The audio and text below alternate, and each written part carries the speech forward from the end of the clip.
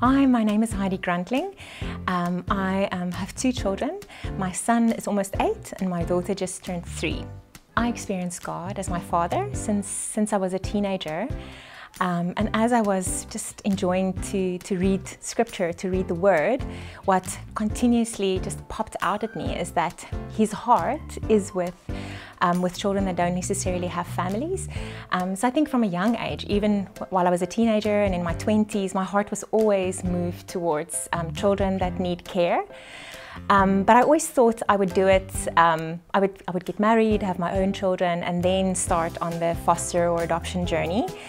And then when I was I was already in my 30s, a friend of mine took children in and I offered to help. And me and this little boy just fell in love with each other. And he was 4 years old and I was a single lady, and I hadn't imagined starting on this journey as a single person. But it was just in a position where he would go to a children's home if I didn't step up. And I really wanted him to be my son. And I remember phoning friends of mine that wanted to have children, asking them, wouldn't they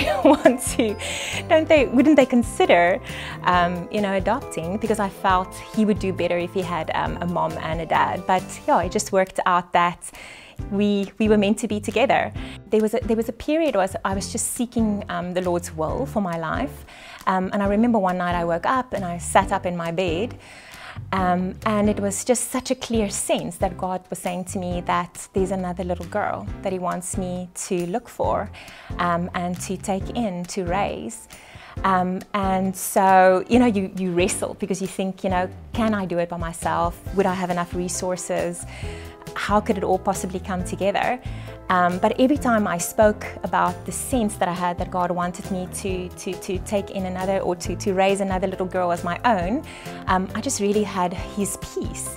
And so I took the leap of faith and put the word out. And so she finally came to live with us. And it's been the best thing. I think what has really touched me is, first of all, God's provision.